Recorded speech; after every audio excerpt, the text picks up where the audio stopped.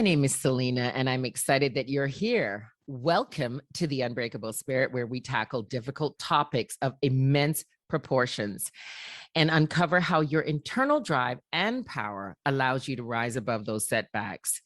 We seek to uplift and offer hope in healing after experiencing adversity. So welcome to our conversation, where there's always a seat at our table for you. So today we are welcoming to the Unbreakable Spirit, Alicia. Alicia, welcome. Hi, thanks for having me. Thank you. Thank you very much for joining, and thank you more importantly for being willing and open to sharing your story. We've actually entitled this episode From Trauma to Triumph. So a little bit about Alicia. She is a 46-year-old survivor of trauma. She's a mother of two amazing sons and a grandmother to a delightful grandson.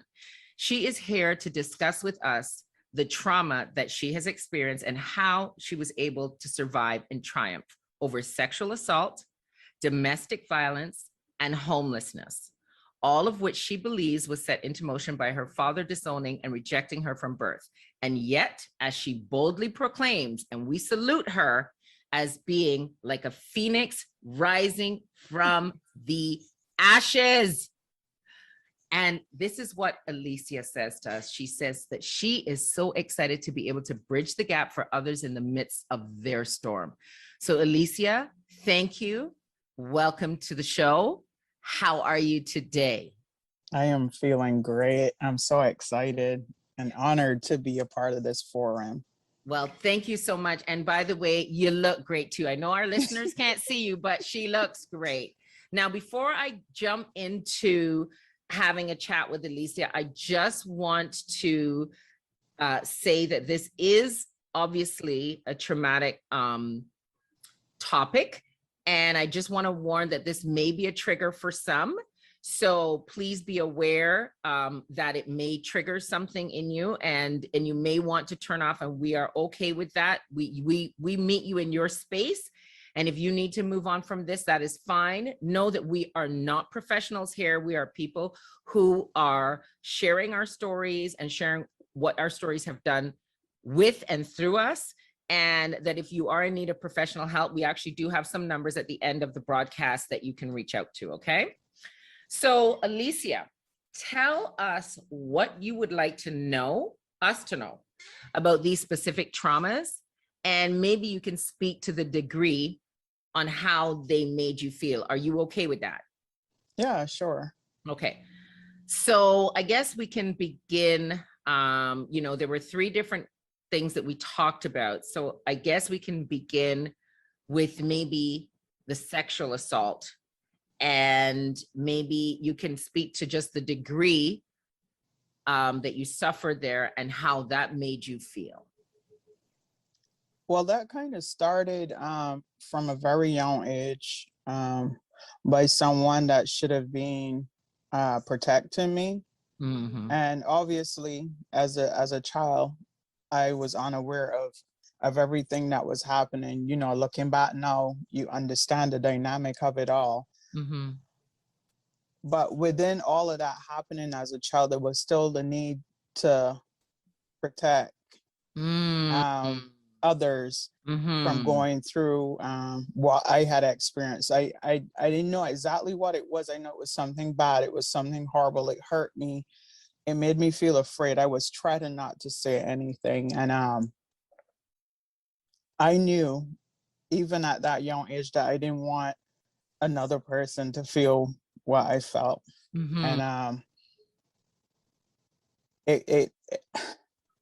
it's amazing kind of how that stuff kind of shelves itself as you get older. And it kind of unknowingly, because what I've realized is when stuff happens, especially at a young age, is that we block it out to try to refocus. That's our mind, our brain's way of functioning with life. And if something is too traumatic, we find a way to block it out and move on. So that we can move on and function. Yeah. And so I like that word you used, shelf. You said you shelved it. I like that word because that's exactly what we do, right? But things on a shelf don't go away. No, there, Right. and oh boy, I learned that as I got older. Mm-hmm. And you know, I could say now how important it is to talk, to find somebody that you can talk to, no matter what threats are used against you. Oh, I can kill your parents. Oh, I can do this. You know, those are Mm-hmm. just empty threats meant to intimidate you and control you. Mm-hmm. And if a child or a teenager could hear me today, I would tell them that what they're saying to you isn't true. Mm-hmm. Mm-hmm. And the best thing that you can do for yourself is to find a safe person to tell what's happening to you. Mm-hmm. Because if you don't, it's gonna carry you on a whirlwind, a tornado or a tsunami of trauma. And I wish I had known then what I know now, because I believe that a lot of stuff that happened after that would not have happened.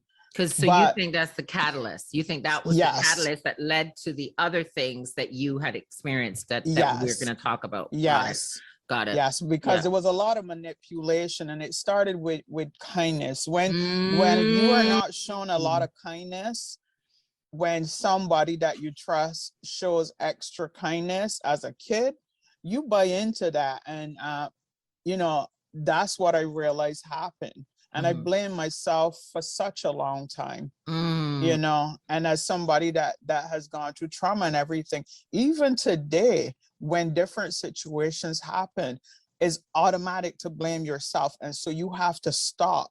I find that I stop myself constantly. Hold Mhm. on, this is not don't automatically blame yourself. You got to Mhm. look at the whole big picture and Mhm. piece everything together, because it's so easy for us to blame ourselves, because that's what we've done all along. Mhm. And It was a setup. It was the setup yeah, from the beginning as they were yeah, nurturing you. There's another word they yeah, use. I forget the word. grooming, Grooming. They yeah, were grooming you. And yeah. I don't anyway, that's a when I was about to say, I don't know if they really understand that they have completely changed the landscape of another human being's life forever, forever. But, I think you and I both know that this is some type of a mental illness and they can't help. They can't, and they don't see it. They don't They see it don't as a they don't mental, see right. They it. don't see it as an They issue, right. they don't see what they're doing as an issue. They see it as they're fulfilling a need. And so it's Right. like a job, you know. Yeah. That's kind of like your job description. Yeah. And this is the steps you do to fulfill your need, you know, or for lack of a better term for it. Yeah. It's just crazy. And honestly, today I have forgiven everybody that has hurt me, when they shouldn't have. And I did that for myself. I was just going to say forgiveness is for yourself, It right? is. Yeah. And I for many, many years, I held on to that pain and that hurt. And I said, I hate them, and I'm not Mm-hmm. gonna forgive them. And Mm-hmm. I was just so heavy and so burdened, and all the abuse and the trauma, it kept pulling me in and pulling me in and pulling me in and pulling me in and pulling me in, and nothing productive was coming out of my life. It was like I was on this roller coaster ride, and I couldn't get off. I didn't know how to make it stop. Yeah. And the key for it stopping and for me growing is forgiveness. Do you know And they say forgiveness that is a constant thing. right. They say unforgiveness is like me taking a pill and expecting you to die. Wow, that is profound and it's so true. Right. So do you think leading into the other traumas that we're talking about, the domestic violence and the homelessness, so you feel like this, and I can see how and why that just this sort of starting out earlier in your younger life with the sexual assault, how it may have manifested into being in a situation with domestic violence, and then that situation then manifested into homelessness. So do you want to speak on that and the degree and how you felt about that? Um the sexual assault, the domestic violence, the homelessness, my dad Mm-hmm. disowning me, he kind of set the foundation for everything that happened in my life. And I say that because it's not like he was just a missing dad. Mm-hmm. He was a dad to my other two siblings. But not to you. And so he would come at the house, and I can remember, Mm. I remember this so clearly. He would come to the house and visit with my brother and my sister, and act like I was invisible. And I remember because at our house there were these stairs with these decorative blocks that you could look through, and Mm-hmm. he was there with them in the living room, and I was peeping through the decorative blocks, as an innocent child, just wanting attention. And I kept looking and doing all kind of moving my head kind of thing, trying to Mm-hmm. uh, cause him to look up, and he continued to ignore. And I slid and slid till I got to the bottom of those stairs, and I turned that corner, and I stood there, nothing, Mm. nothing, nothing, That's rejection, right? nothing, That's nothing. Like I rejection. wasn't, yes, I wasn't good enough. I was invisible. And Mm. I I always wanted not to be invisible. I Yeah. always wanted to matter. Yeah. And it's hard when people that are your parents are supposed to set that foundation to your worth and who you are, and they don't. Yeah. Then there's a hunger that is there within you, and you're constantly trying. So any person that shows you that affection and that love and that, oh, you're so special, you're drawn to that, because that's a lack and A a lack. need Yeah. within you. And so that is what happened in my case. Mm-hmm. And with my domestic violent situation, I grew up seeing domestic violence throughout my community. Mm-hmm. And so I was aware of it. I functioned, and so it It was was nothing. normalized for you. It was Yes, normalized. Got yes, it. yes, Mm-hmm. yes, Mm-hmm. yes. And so with my ex, with my ex-husband, he created this love bubble. Mm. And he drew me in, and it caused me to migrate to another country, to be with him and everything. And when he got me, 3 months after we got married, is when he showed the other side. And Wow. it started with little things. And so the choking me out, and then saying, oh, you made me mad, look what you made me do. It was Mm. always, I made him do stuff. My behavior, my actions made him hurt me. So And I I would want to, always try to do better because I right, didn't want to make him hurt me. right. So I want to just stick a pin there, and I want to ask you, here you are now, as you look back, what would you say? Because I think this is important for you to bridge the gap for somebody. What would you say were the signs with your ex that you missed? And I want to say that one thing I think to me that already screamed out at me was they isolate you. So you've now Yes. moved from another country. Yes. So that's Yes. one thing that now you look back, that was a sign, right? When they isolate you from your family and your friends, that's one thing. What are there any other things that he did or mannerisms that you would say to somebody right now that if they're experiencing this, they may want to look at what they're getting into? The total dependence on him. Mm-hmm. Not only was I isolated from family and friends by migrating to another country, I was isolated in the new country. And so I was home. He went to work. The kids went to school. I was in the house. I didn't go anywhere unless he went with me. He was my voice, even though I speak English. He always would say, oh, they're not going to understand you because I have an accent. And he would always be telling me, oh, this is saying you can't trust these people and they'll take advantage of you because you're from another country. And, you know, it was always, he always So wanted to be that's my kind of like a voice. passive aggressive. So that's kind of like, here, let me help you. And then I'm going to be your protector and I'm going to help you and I'm going to help you move through. But then he's going, because you lack this and you lack that. So that's your microaggression, passive aggression. Wow. Yeah. Yep. Yep. That sounds like textbook stuff. But again, as you said, in your situation, feeling and lacking the love and lacking this thing that everybody wants, everybody needs. Oprah said it once. She said, everybody wants to know they matter. And you talked about, you know, standing in that room and being invisible. You didn't matter and you wanted to know you matter. And here now comes along somebody who makes you feel you matter. And it's like, give me. This is what I want. This is what I need. This is what I've been needing all my life. So, okay, so that's a lot. And this is really to our listeners. Yeah, the conversation is heavy, but we're going to move through some questions, but then we want to end this in a very sunny place because Alicia is in a sunny place. And maybe I should say that now. So, okay, so we are experiencing the domestic violence and now we realize that we got to do something. So now what leads to the next chapter?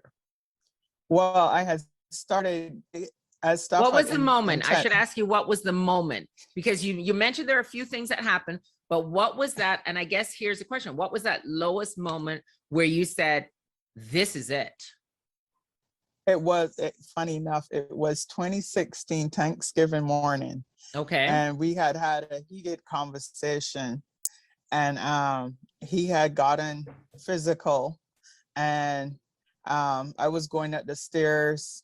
He had went upstairs. He was coming back downstairs. I was going upstairs to get my son. He was in his room sleeping. And when we got to the middle landing of the stairs, he just gave me the death stare. I said, excuse me. And next thing I know, I was being tossed down the stairs. And when I got to the bottom of those stairs, I knew. I looked up at his face and I knew if I did not get out now, he was going to kill me. And I tell you what, before that, I was always praying because prayer has gotten me through every hard time in my life. And it's not praying to a God I don't know. It's praying to a God that I've experienced the power of his might. And I know sometimes there might be somebody out there that said, but I've been praying and nothing happened. God knows the perfect time. He knows the perfect time because I was praying. God, let me and my sons get out of this situation safely. And when everything happened, it was so suddenly. And I tell you, I got on that phone and I called 911 and police, fire, ambulance came. I went to the hospital and they checked me over and stuff like that. He lied and said I threw myself down the stairs and everything, but I knew I wasn't going back with that man. I knew that if I stayed with him, I was gonna die. I was either gonna die or he was gonna turn me into a vegetable. That was the moment, right? Yep. Yes. Yep. Yes. When that clarity becomes clear, when that becomes clear, a whole lot of things don't matter. I know that there are people who suffer domestic abuse. They worry about, well, I no longer will have this car and I no longer get to live in this house and I no longer will have these clothes and what will my friends say? But as you said, it comes to a point where you're like, look, that just means nothing without your peace of mind and just the fact that you're still going to be alive, right? That's so true. And I tell you, when I did what I did and got help, because the bank account was a joint account, it was his account. He put my name on it. He took my name off. When the police released him, he shut me out of everything. I did not have any money. Wow. I had nowhere to stay. Where we were living, we were supposed to be moving that weekend. So by the Tuesday, I had to be out of that place. And I couldn't go to where he was, the new house, obviously. Right. Right. And I didn't have any money or anything. I obviously away from from family and friends. No, I must say my sister offered for me to come to the state where she's in. But Right. I tell you what, that not only was that my moment to get free from domestic violence, Mm-hmm. but it was my moment to solidify who I was as a person. Was I Mm-hmm. gonna continue in this cycle, or was I gonna stand up and fight for my identity? And I knew then that I needed to figure it out. I didn't know where money That was was a gonna slow come clap for from. you. That was a slow Yeah, clap because it that was that powerful. it was critical. It was so critical, Selena, because I knew I couldn't keep living like this. I just could not. And I also knew that the God that made this possible, because he threw me down the stairs and I wasn't injured. I had like soft tissue damage and Mm-hmm. stuff, but nothing was broken Mm-hmm. or anything. And I had a chance. I had freedom. Mm-hmm. And as Mm-hmm. long as you break free, to whoever there's listening to me, as long as you break free, as long as you got faith and you got fight left in you, it is gonna work out. Mm-hmm. And I can tell you it's gonna work out, because just before that, I wasn't working. I wasn't allowed to work, but I fought and fought to get, and I had a part-time job. And 2 days before all of this stuff happened, I got another part-time job. And so even though I didn't have money, because I just started both these jobs, so I didn't get paid yet, Right. there was income on the way. It was on the God has way. already, God had already put. Set it And up. then when I didn't have anywhere to take, and I started crying, I was calling the shelters and everything. And because of the ages of one of my sons, Mm-hmm. he wouldn't be able to go into the shelter because he Gotcha. was 18. And Okay. 18 is considered an adult, but Adult. Right. he's not an adult. Right. Right. Right. I got you. I got Yeah. you. And so I was like, okay, so we got to figure this out. And we were gonna go stay in a hotel. And I don't know how we was gonna feel, but we was But gonna get us a you room. was going. We was gonna get our room in faith. But Right. I have met this lovely lady that became a darling friend to me. And I I had called her and I was telling her what was happening and everything. And she said, "Do you mind if I put you on speakerphone?" And she put me on speakerphone, and I was talking, and her dad is a Marine veteran, and he said, Mm. "You will not be homeless in America. You Mm. will not worry about where you're gonna sleep.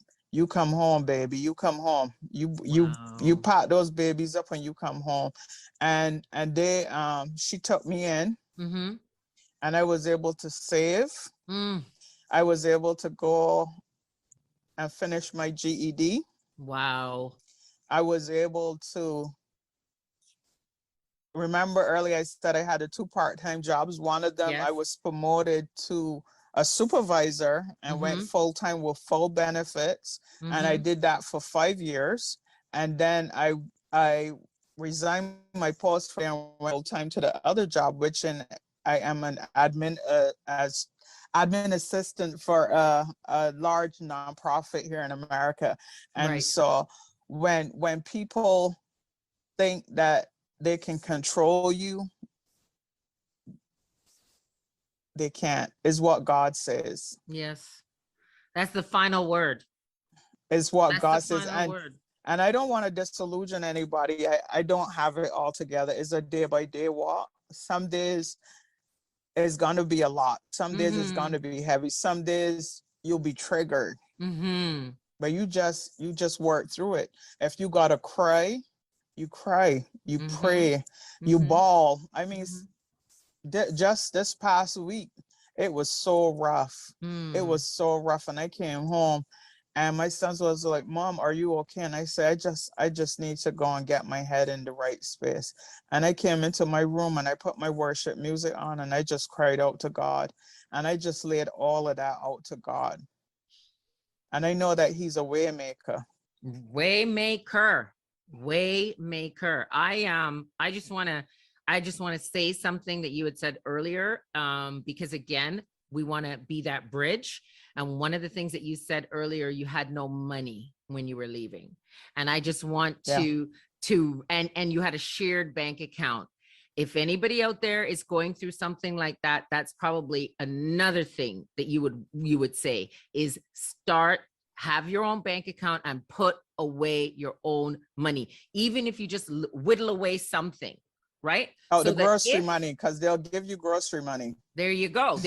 So you buy maybe the no names, and then maybe you save $10 or something and put that away so that they don't know. So that's another tip.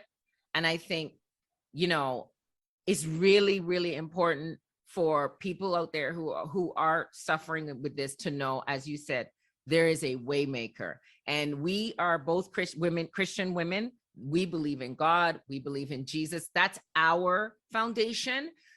And hopefully you, as the listener, you have a foundation. Because if there's one thing that I know for me, without a foundation, you fall. Without a foundation, you fall. So, I was going to ask you whether you had a village for support, but it sounds like he just placed that gentleman and his wife right there for you. And they became like your surrogate parents and really helped you sort of get to the next level. And I was also going to ask you if you had a mantra, but I feel like, do you have a mantra? Do you have a mantra that you say, like, in a moment where, things are just whatever? I'll tell you what my mantra is. My mantra, and it changes every now and again, right? But my mantra when I'm going through it, and this is what it's been for the last little while, is nothing good will he withhold from me. So if I'm seeing something right now and it's not what I want it to look like, I just go, Selena, nothing good will he withhold from me. So do you have something that you feel like you stand on in those moments where you just feel like you rocking, things moving? This too shall pass. Simple. And this too shall pass, because it always does. Yeah. And I'll tell you what, this was so funny. I was just mentioning about the rough week I had. Yeah. And I went back to when I had nothing, when I was getting out to that abusive marriage. And my week tied into maybe not having the finances that I need to move forward. Okay. And I said to myself, I didn't have nothing 7 years ago. And look at me now. I didn't have a car enough, and I got a car. I got my own place. I got savings in the bank. That's it. I able to bless somebody else. That's it. There's nothing that God can do. And I think if you are out there and you're hurting, somebody's hurting you, you feel trapped, because I felt trapped. I want to let you know you're not alone. Mm-hmm. Family might turn on you. Family might want to tell you, stick in there. It's your marriage. Marriage is work, but you deserve better than what you're getting. And I'm going to tell you, find a place in your community that helps women that are going through domestic abuse. And they're not going to force you to leave, but they can help you build a plan, an escape plan. Mm-hmm. And that's going to be critical, especially if you have young children with your abuser. That's going to be critical, because you have to be critical about everything you do. Mm-hmm. You have to take pictures to support every claim you're going to make, because that's the mistake that I made. Mm-hmm. Mm-hmm. Mm-hmm. Don't keep hiding it. You can hide it from the world, but don't hide it from yourself. You go in that mirror and you take them pictures and you hide them in your phone. Right. There's a section in your phone that you can hide pictures. Right. And you hide those pictures, and they're going to be dated. And you try to be as safe as possible, because you are your kids' safe haven. You got to make a Mhm. way. You got to come up with a plan. Love is not supposed to hurt. Love It is is not supposed not. to hurt, nor is it supposed to hurt you. Exactly. It is to empower. And It it's is not to your build, fault. and it is not your fault. That's the It is not. message. Yeah, it's not your fault.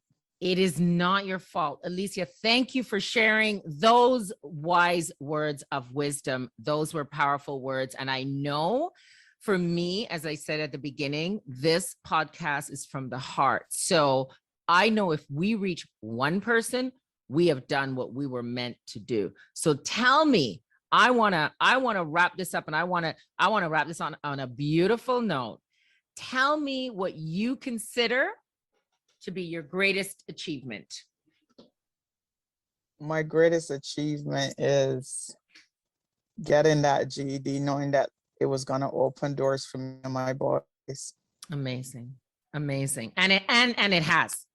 It has, and it continues to do so. That's right. That is amazing. And how are you now? And tell me about your future. Tell me your 5-year plan. Well, in 5 years, I hope to be running my own nonprofit to assist women that are on this journey that I'm on. Absolutely lovely. And you're well on your way, because you've been I working in a am. nonprofit, right? Yes, You yes, and yes. all that you have is within. We talked Yes. about that. All that you have is within. You are powerful, you are strong, you are beautiful, and you are blessed. And we are so privileged to have had you share your journey. It has been an honor to speak with you. And I want to thank you so much, because it is not an easy conversation to have. But I think you said something earlier, talk, because when you talk, it's no longer hidden, right? Yeah. And I call it, I need to sound it out. So when I Yes. go through things right now, I have to sound it out. To our listeners who are going through anything like this, or if you know of anybody going through like this, we have some information. The domestic abuse line in Canada is 416-863-0511. The Assaulted Women's Hotline, awhl.org. Victim Services, 416-808-7066. And in the US, the National Domestic Hotline is 1-800-799-SAFE. That's 1-800-799-7233. Homelessness in Canada, dial 311 or 416-338-4766. And in the US is 211.